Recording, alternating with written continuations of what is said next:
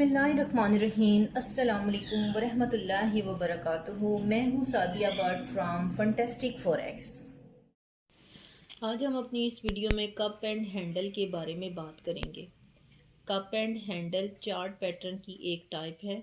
इसके नाम से ही पता चल जाता है कि इस पैटर्न का नाम एक कप के ऊपर रखा गया है। ये पैटर्न एक कप की तरह दिखाई देता है। कप एंड हैंडल शॉर्ट और मीडियम ट्रेडिंग के लिए सबसे ज़्यादा इस्तेमाल होता है।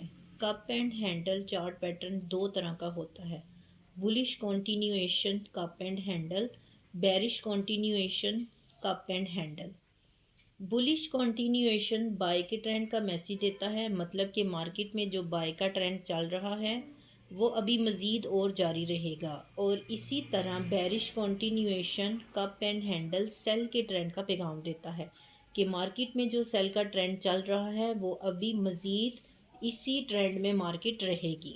पहले आप वीडियो को लाइक करें, चैनल को सब्सक्राइब करें ताकि हर नई आने वाली वीडियो की अपडेट आपको फ़ौरन मिल जाए। आप हमें Facebook, WhatsApp, Twitter, Instagram, Telegram हर जगह फॉलो कर सकते हैं।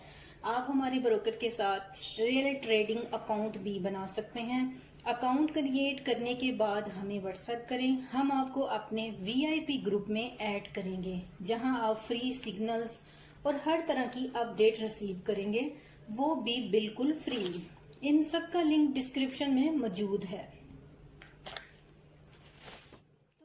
अब हम देखते हैं कि cup and handle chart pattern कैसे बनता है और इसके बनने में हमें किन बातों का ख्याल रखना ज़रूरी है। सबसे पहले हम bullish continuation cup and handle chart pattern को समझते हैं। जब हम चार्ट में देखते हैं कि मार्केट में बाय का ट्रेंड है, और इस पैटर्न की सबसे पहली बात भी यही है, इम्पोर्टेंट बात भी यही है कि मार्केट अप ट्रेंड में हो।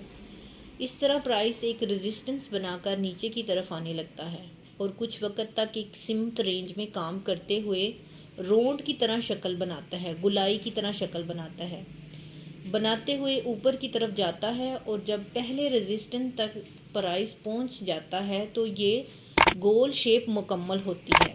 इस गोल शेप को इस पैटर्न में कप कहते हैं। इसके बाद प्राइस दूसरा रेजिस्टेंस बनाता है। ये दूसरा रेजिस्टेंस पहले रेजिस्टेंस के बराबर या फिर थोड़ा सा ऊपर और नीचे हो सकता है।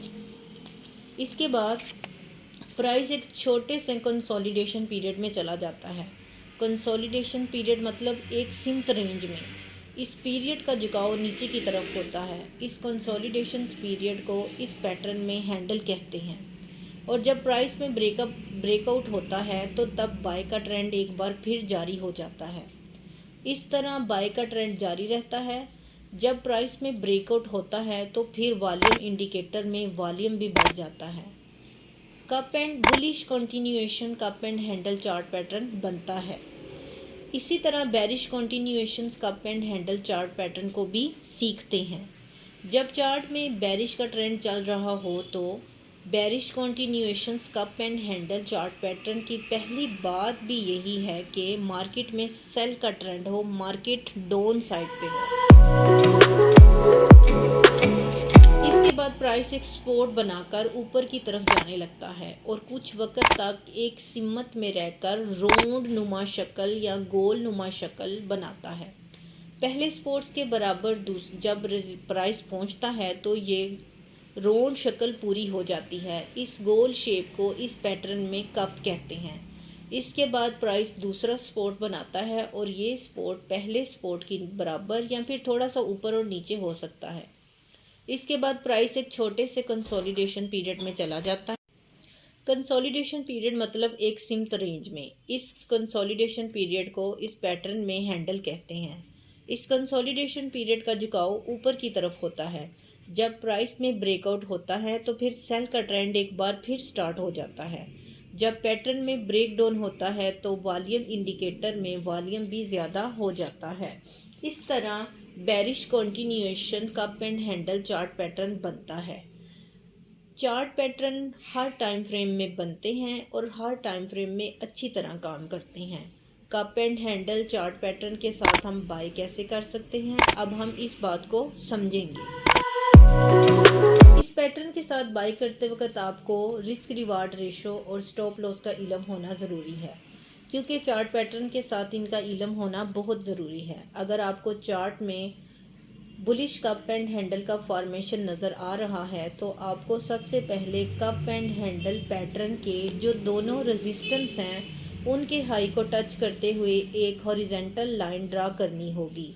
अब हमें इसके साथ बाय करते वक्त ये देखना है कि जब प्राइस कप एंड हैंडल पूरा होने के बाद जब कोई कैंडल इस लाइन से ऊपर क्लोजिंग दे दे तो हमें इससे नेक्स्ट वाली कैंडल के साथ बाय करना है। और बाय करने के बाद जिस कैंडल ने रेजिस्टेंस लाइन के ऊपर क्लोजिंग दी है उसके लो के नीचे का स्टॉप लॉस रखना है। इस तरह ट्रेड लेते वक्त इस बात का ध्यान रखना ज़रूरी है कि एंट्री पॉइंट से स्टॉप लॉस के तक का फासला रिस्क रिवार्ड रेशो के हिसाब से 2% होना चाहिए। अब आखिरी पॉइंट ये है कि प्रॉफिट कहाँ बुक किया जाए। प्रॉफिट बुक करने के लिए आपको ये देखना है कि जहाँ फर्स्ट रेजिस्टेंस बना है और जहाँ कप एंड हैंडल का लोएस्ट लो बना है इसके दरमियान का जो डिफरेंस होगा उतना ही हमारा टेक प्रॉफिट होगा। जैसे कि अगर ये डिफरेंस 20 पॉइंट का है तो हमारा प्रॉफिट का भी डिफरेंस 20 पॉइंट का ही होगा। रेजिस्टेंस लाइन से ऊपर 20% का डिफरेंस होगा। जब प्राइस 20% के डिफरेंस तक चला जाए तो हमें वहाँ प्रॉफिट बुक करना होगा और ये ही हमारा टेक प्रॉफिट होगा। ये था बुलिश कप एंड हैंडल के साथ बाय करने का तरीका। अब हम बेरिश कप एंड हैंडल के साथ सेल करने के तरीके को देखेंगे। जब आपको बेरिश चार्ट में बेरिश कप एंड हैंडल का फॉर्मेशन नज़र आ रहा हो तो दोनों सपोर्ट्स के लो को टच करते हुए एक ट्रेंड लाइन ड्रा करनी होगी। अब हमें इसमें सेल करने के लिए ये देखना है कि जब कोई candle bearish cup and handle पूरा होने के बाद सपोर्ट लाइन के नीचे क्लोजिंग दे तो इससे नेक्स्ट वाली कैंडल के साथ हमें सेल करना है और जिस कैंडल ने सपोर्ट लाइन के नीचे क्लोजिंग दी है इसके हाई के ऊपर का स्टॉप लॉस रखना है। इसी तरह ट्रेड लेते वक्त आपको इस बात का ध्यान रखना है कि एंट्री पॉइंट से स्टॉप लॉस का डिफरेंस रिस्क रिवार्ड रेशो के हिसाब से 2% होना चाहिए। अगर ये डिफरेंस 2% से कम है तो फिर आप ट्रेड ना लें। इसके बाद टेक प्रॉफिट के लिए आपको ये देखना है कि जहाँ पे पहले सपोर्ट बना और जहाँ पर कप एंड हैंडल पूरा हुआ, जहाँ पर कप एंड हैंडल का हाईएस्ट हाई बना, इन दोनों के दरमियान जितना डिफरेंस होगा इतना ही हमारा टेक प्रॉफिट होगा। अगर ये डिफरेंस 20% का है तो फिर सपोर्ट लाइन से ये डिफरेंस भी 20% का होगा और जब प्राइस 20% के डिफरेंस तक चला जाए तो वहाँ से प्रॉफिट बुक करना है और यही हमारा टेक प्रॉफिट होगा। इस तरह हम इस पैटर्न के साथ सेल कर सकते हैं। आपको जिस भी टाइम फ्रेम में कप एंड हैंडल का फॉर्मेशन नज़र आए आप रूल्स को फॉलो करते हुए ट्रेड ले सकते हैं। जैसे कि ये मेरे पास डेली चार्ट है और इसमें बेरिश कप एंड हैंडल का फॉर्मेशन बन रहा है और इसी तरह ये बेरिश कप एंड हैंडल का पैटर्न है। इसी तरह आप किसी भी टाइम फ्रेम के साथ काम कर सकते हैं इस पैटर्न को फॉलो करते हुए। इसमें प्राइस कुछ टाइम के लिए नीचे गिरता है फिर एक पॉइंट पर आकर प्राइस नीचे आकर गिरना रुक जाता है और यहीं से प्राइस धीरे धीरे अप साइड पर जाना शुरू कर देता है। जहां से प्राइस ने नीचे गिरना स्टार्ट किया था ऑलमोस्ट इसी प्राइस पॉइंट पर आकर रेजिस्टेंस फेस करता है। मतलब कि प्राइस अब इससे ऊपर नहीं जा पाता और दोबारा से नीचे की तरफ आना शुरू कर देता है। तो इस पोजीशन में आप देखेंगे कि जब प्राइस नीचे जाकर फिर से ऊपर आया तब एक रोन सा बना और रेजिस्टेंस फेस करके नीचे जा रहा है। उस प्राइस को अगर ट्रेंड लाइन से दिखाई दिया जाए तो ये ऊपर एक price action cup and handle का शेप बन रहा है, इसीलिए इसको कप एंड हैंडल पैटर्न कहा जाता है। इस तरह का पैटर्न बनने के बाद पॉसिबिलिटी होती है कि प्राइस फिर से अपसाइड चला जाएगा, लेकिन मेन टास्क ये है कि हम इसके साथ बाय कब और कैसे ट्रेड करें। तो इसको आप सिचुएशन के हिसाब से 3 अलग अलग तरीक़ों से ट्रेड। जब ये अप साइड का डाउन साइड स्लोपिंग को ट्रेड लाइन को प्राइस से ब्रेकअप करके क्लोज कर रहा है तब। नंबर 2, प्राइस जब अप साइड को रेजिस्टेंस को ब्रेक करके क्लोज कर रहा है तब। इस तरह अप साइड का रेजिस्टेंस लाइन को इस पैटर्न का नेक लाइन भी कहते हैं। नंबर 3, प्राइस ब्रेकआउट करने के बाद फिर से अगर इस नेक लाइन तक रिट्रेस करता है तब ये तीनों पॉइंट्स में आपको कब बाय करना है या सेल, वो रीसेंट प्राइस एक्शंस को देखते हुए डिसाइड करना होगा। सभी पॉइंट्स को एक्सप्लेन करना एक वीडियो में मुश्किल है।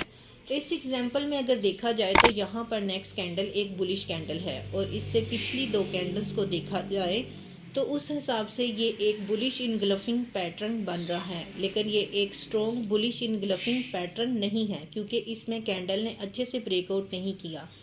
तो फिर कंफर्मेशन के लिए हम नेक्स्ट कैंडल का वेट करेंगे। जब नेक्स्ट कैंडल बुलिश कैंडल बनी और ट्रेड लाइन के ऊपर क्लोजिंग दे रही है तो यही कैंडल हमारी एंट्री की कैंडल होगी।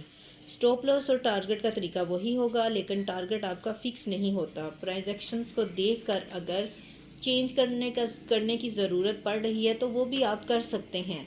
तो यहाँ तो नेक्स्ट कैंडल ने ही टारगेट अचीव कर दिया था, लेकिन ये टारगेट आप बुक करके मज़ीद इस ट्रेड के साथ भी रह सकते हैं और इस ऑर्डर को क्लोज़ भी कर सकते हैं। यहाँ पर एग्ज़िट करना या नहीं ये आप पर डिपेंड करता है। ऑर्डर को एग्ज़िट भी कर सकते हैं और रीसेंट डेटे को एनालाइज करके इसके साथ भी रह सकते हैं। 2 पॉइंट इस पैटर्न की एक्यूरेसी को बढ़ा देते हैं जिनको आप अच्छे से माइंड में रखें।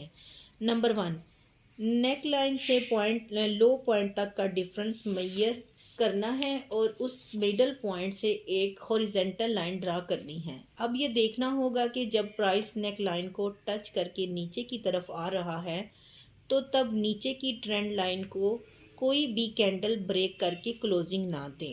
नंबर 2, कप का राइट साइड का हाई पॉइंट कप के लेफ़्ट साइड के हाई पॉइंट से ऊपर होना चाहिए। जब भी ये पैटर्न आपको मिले तो आप इन तमाम पॉइंट्स को ज़रूर देख लें।